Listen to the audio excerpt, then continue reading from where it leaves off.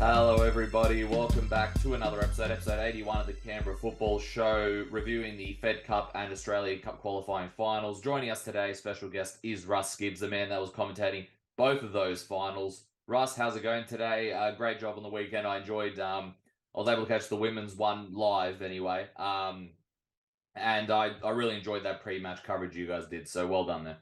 Yeah, thanks very much. We had a lot of fun, actually. I enjoyed the pre-match show with Jeremy, and I love the fact that the coaches took some time out to come and talk to us. Dean Greenwich apologised. He would have come over for the men's, but unfortunately his assistants were either unavailable or suspended. So he sent Gabby Wilk in his stead, which was great. And it was good to get some insight, wasn't it? We want to build on that, hopefully, for next year and make it bigger and better again. We'll try and get another mobile camera. I've got visions of us wanting to have a quick sticky beak in the changing rooms and stuff like that before kickoff as well, which would be nice. With the shirts hung up on the wall, etc., etc. And maybe even chat to some of the players prior to the warm up or as they're coming out to the warm up, just to get their feeling. Those kind of things we can build on. But all in all, I think it was a really good day. I enjoyed it. Two cracking finals, which we'll pick apart now, I'm sure. We certainly will. And Michael, you'll be picking apart that one. But before that, how's it going? And what'd you make of the weekend? What'd you make of the finals? It was two cracking games. Yeah, they really were. They were two sensational games. You couldn't really ask for much more entertainment across those two matches, to be honest. And, like always, we'll delve into it shortly. But nevertheless, it was a great sort of action of football, even though we only had these two games to dissect, really. Yeah, so the Australian Cup qualifying final was played between Canberra, Croatia and Canberra Olympic. It was Canberra, Croatia who came out victorious and sealed their passage to the Oz Cup round of 32. So goals from Greco, Ahmed Shobu, Dominici and Barach. And for Canberra Olympic, it was Flores and Melik on the score sheet for the visitors. So like I mentioned a moment ago, talking about both of the matches played, both of them were crackers. But in terms of this one was a entertaining clash to say the least. It was absolutely amazing. Even the spectacle, just the amount of people that were there as well, cheering both teams on, was great to see. But in terms of the match in the opening half of football in this one, Olympic, they did create the first big chance in this encounter after Nathan Medjic struck the crossbar with a header from a great free kick just before the 20-minute mark. So they had a very good opportunity to take the lead in this game, and Medjic found himself in a little bit of space there. He'd probably be kicking himself that he didn't score that one, being relatively close to the goal. It was a pretty thunderous header as well, but it sort of just rocketed off the crossbar and went away from goal. And from that moment, the hosts, Canberra Croatia in this instance, would make Olympic pay a few minutes later as Greco found a little bit of space between the defenders inside the box to header home the opening goal of the game. So it was really good positioning from him to get himself a little pocket of space, get in between the defenders and head the ball into the far corner to make it 1-0 in the Australian Cup qualifying final. And then Ahmed Shobu made it 2-0 to the home side a couple of minutes later to keep up their strong start and momentum to this game after some great passing, may I mention, from Canberra, Croatia, that saw it capped off with here in the midfield, playing in Shobu with a brilliant chipped through ball over the top of the Olympic defence. And that was 2-0. For Canberra Olympic at this stage, I just mentioned they had gone from a really good opportunity to open the scoring to then on the flip side, and only not even that much time go by, they're 2-0 down. So the mentality sort of the mentality certainly took a hit, and they would have to sort of gather themselves and come back. But a woeful sort of 10-minute period capped off Olympic giving away a spot kick that was converted by Dominici. So you've got, in the instance here, you've got 3 goals in the space of 10 minutes in the first half, which was a crucial period of the game for Canberra, Croatia, and a terrible one for Canberra Olympic.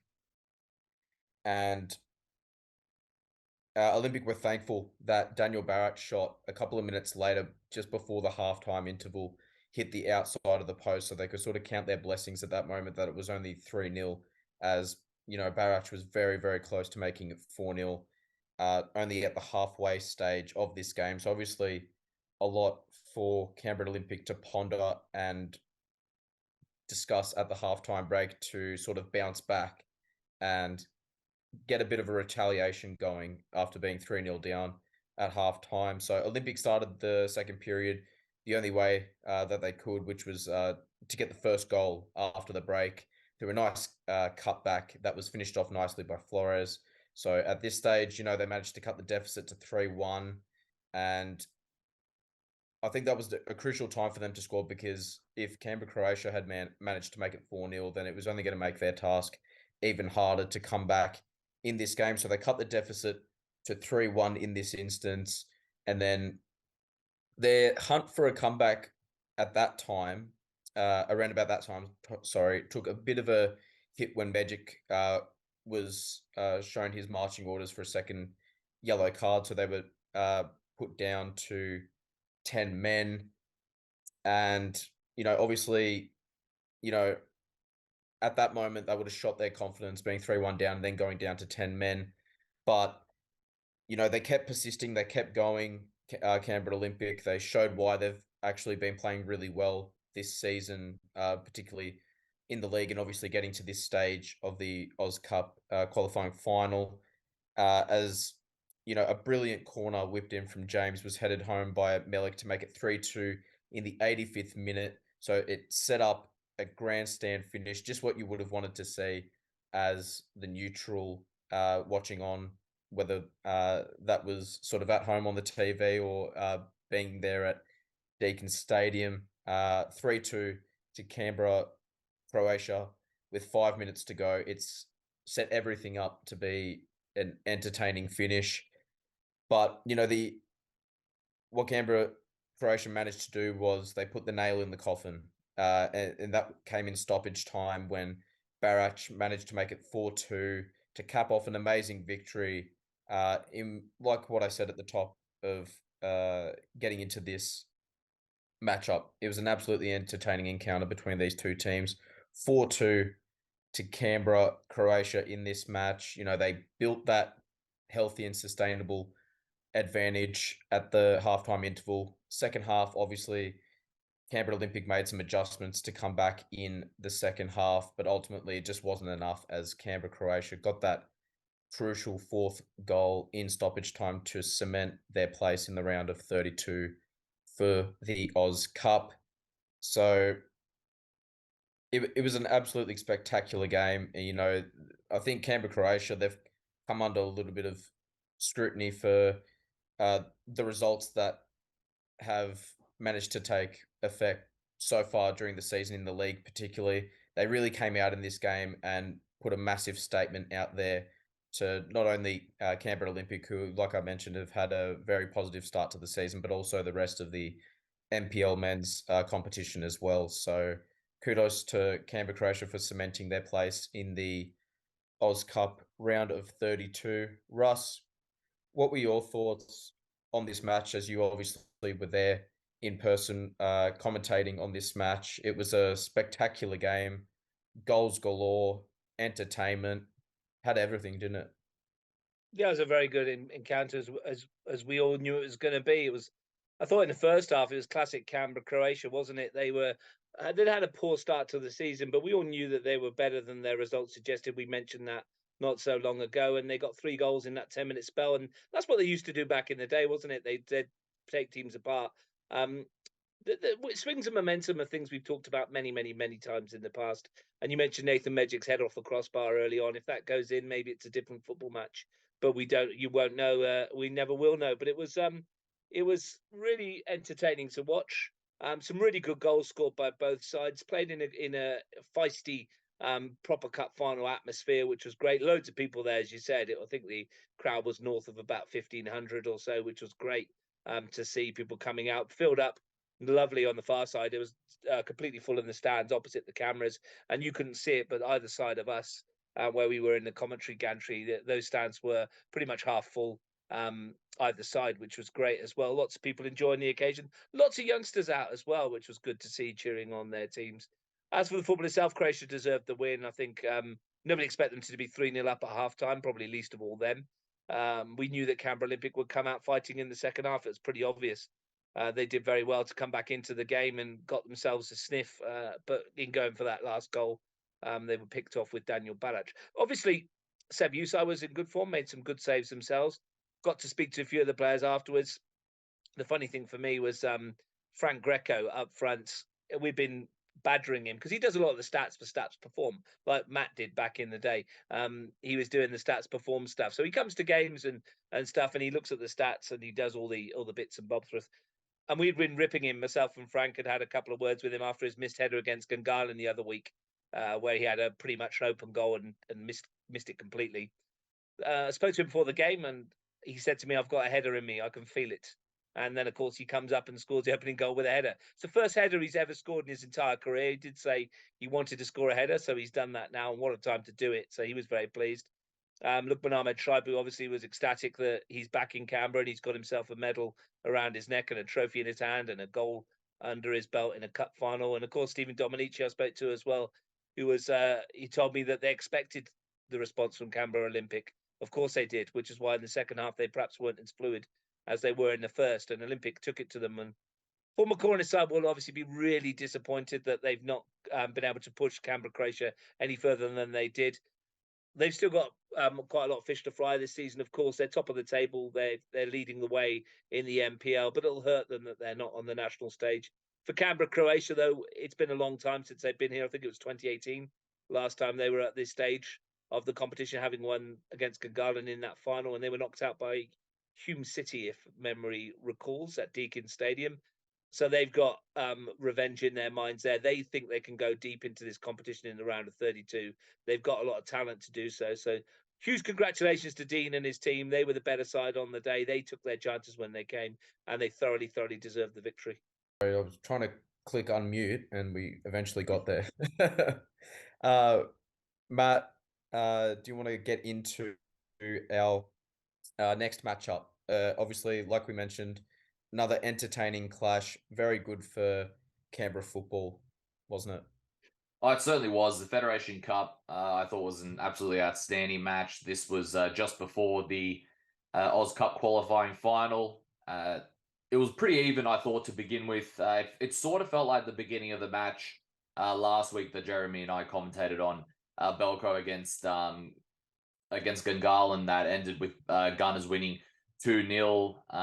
And Gunners opened the scoring early thanks to Ginger Oliver in the 19th minute. A neat little layoff from Nat DeMarco to Darby Whiteley, who made a darting run down the middle and then provided a great through ball for Oliver to run onto and place it past the keeper.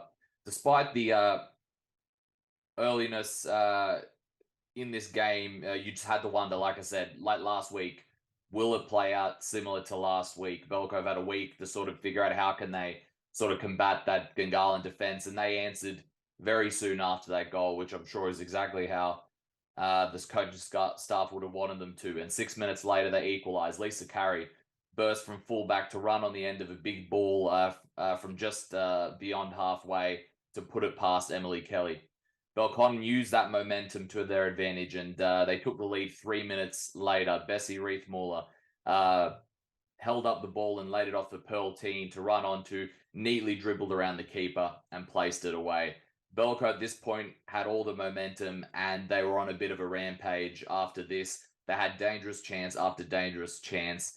They could have probably had two more here. However, the Gunners keeper, Emily Kelly, stood up absolutely huge in this one for her team with some superb saves.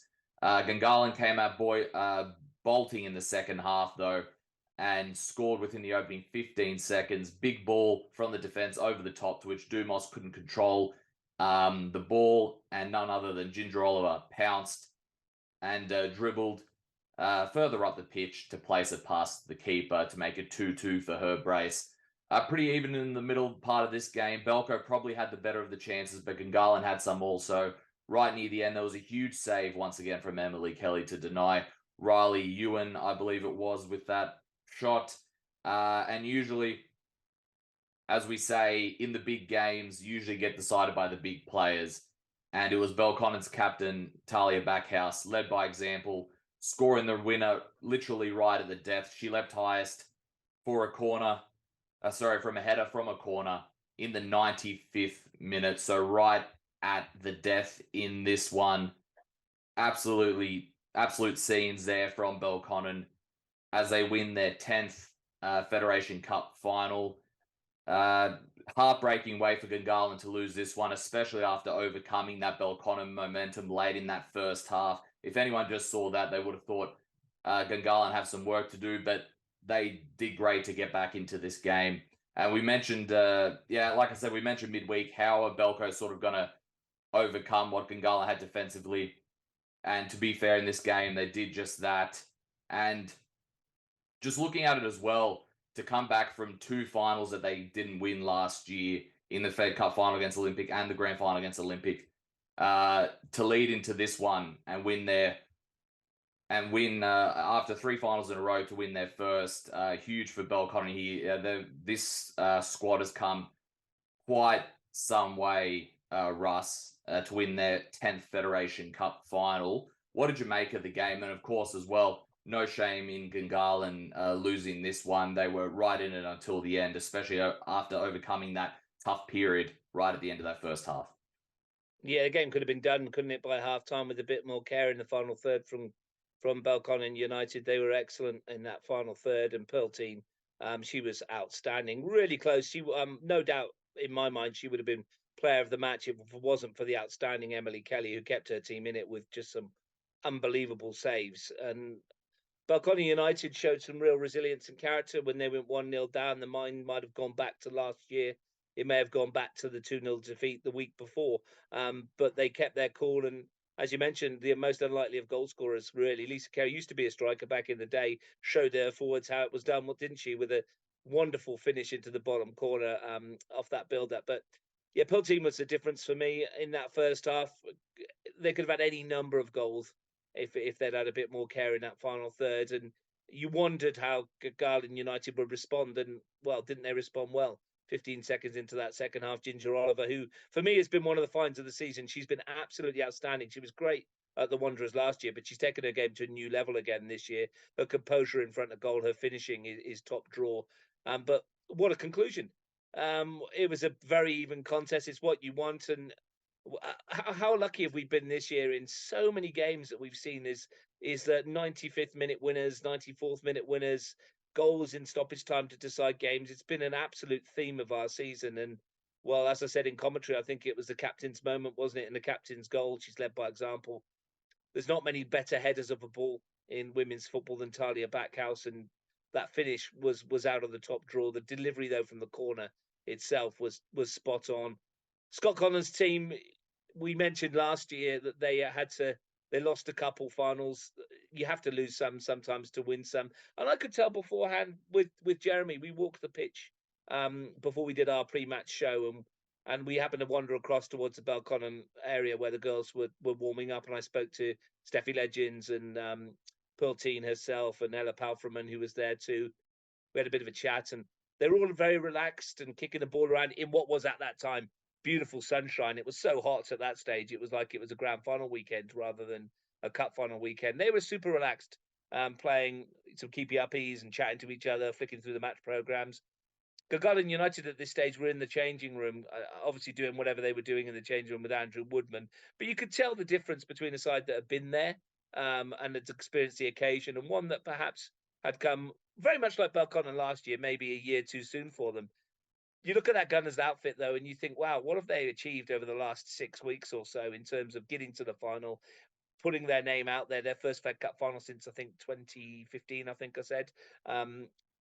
The quality of the footballers that they've got, the quality of the players that they can now bring off the bench and make a difference, and maybe just the addition of Michelle Heyman into that group as well makes them genuine title contenders. they've shown throughout this year so far that they're not far off. And they may now just be on the same path that Scotty Conlon's team were on last year. This might be the one they have to lose to get back there and win it again, because there's far too much quality in that.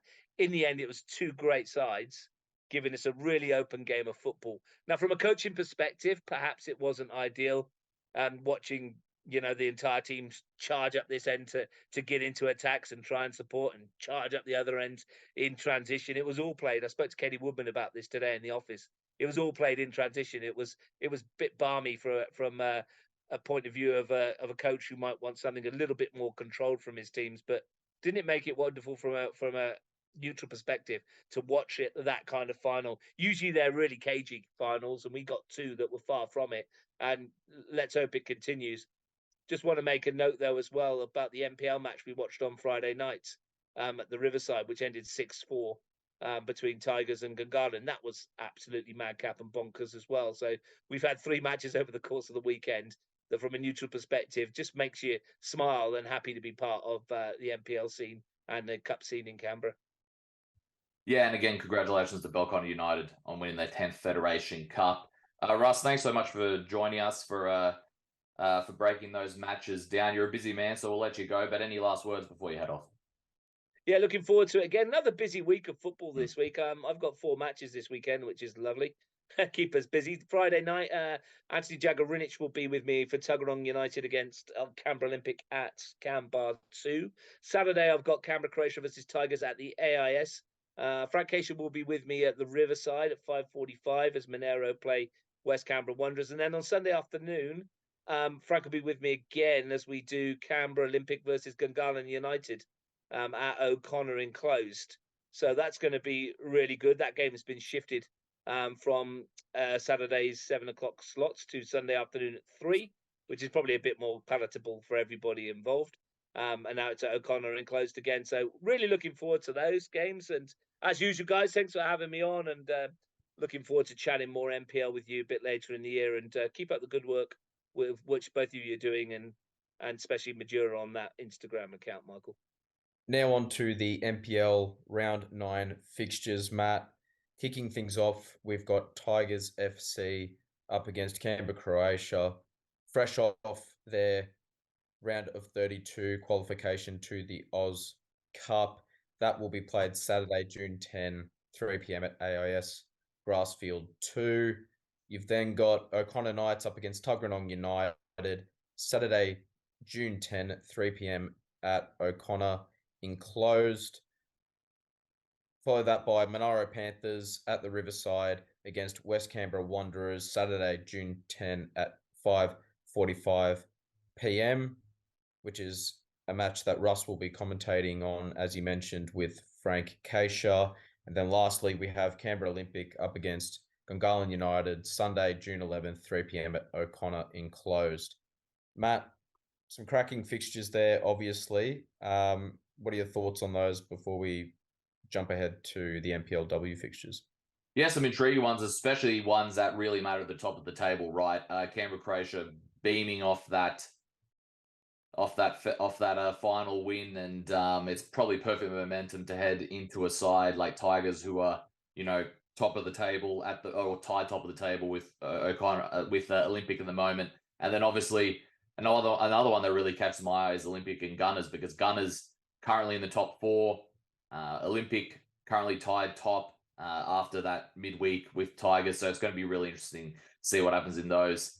Next up, NPLW for this weekend is Tuggeranong United against Canberra Olympic, like Russ said, Friday, June 9, 7:30 p.m. at Canberra 201. Next up, we've got Canberra Croatia, Belconnen United, huge one, Sunday, June 11, 2:30 p.m. at Deakin Stadium. I believe Jeremy will be commentating that one. And then they've got Gungahlin United against ANU WFC, Sunday, June 11, 3 p.m. at Gungahlin enclosed. Then West Canberra Wanderers against the CUA, Sunday, June 11, 3 p.m. at Melrose Synthetic. Some big ones there, Michael. Any thoughts before we head to the CPL? I mean, obviously the one that stands out in my eyes, and I'm sure many people's eyes, is that Canberra Croatia versus Belconnen United match. Particularly interested to sort of see how Belconnen United go into that game fresh off the confidence of claiming the Federation Cup over Gungahlin United this past weekend. So that's going to be an entertaining match, but obviously all the other games will be really good as well. So it'd be interesting to sort of see what results will mean for each club in terms of the context of the table as well, Matt, which we'll break down on the next episode. But lastly, we'll get into the CPL round 9 fixtures. Kick things off with Wagga City Wanderers up against ANU FC Saturday, June 10th, 2:15 at Gissing Oval. Then got Belconnen United up against Canberra Juventus at McKellar Park, Saturday, June 10 at 3 p.m. Brindabella Blues will take on Canberra White Eagles, Saturday, June 10, 3 p.m. at Corwell 201. And lastly, we have a cracking matchup between Gungahlin up against Queanbeyan City, Sunday, June 11, 2 p.m. at Solomad Stadium. Very interested to see how that match goes in terms of the upper end of the CPL table. Yeah, some absolutely cracking ones there, and that upper end of the CPL table is so close at the moment, and it's really on a knife's edge. That tit-for-tat race does continue. Michael, that's it for us this week. Bit of a shorter show due to the 2 finals, but what a weekend of football we had, and any last words before we head off? It really was an entertaining weekend, and like Russ mentioned as well, the other match that took place. Oh yeah. A 6-4 scoreline is unbelievable. So I mean, there were still plenty of goals being scored, despite the restricted amount of games that we're normally used to. So great weekend nevertheless, and we sort of go back into the normal schedule across the 3 competitions this weekend, and looking forward to breaking it all down next time on the show. Yeah, like you said, not great for the coaches' stress levels, but very good for the neutrals to watch. Good. That was us with episode 81 of the Canberra Football Show. We'll be back with everything round 9 next week. Have a great weekend, everybody, and as always, enjoy the football.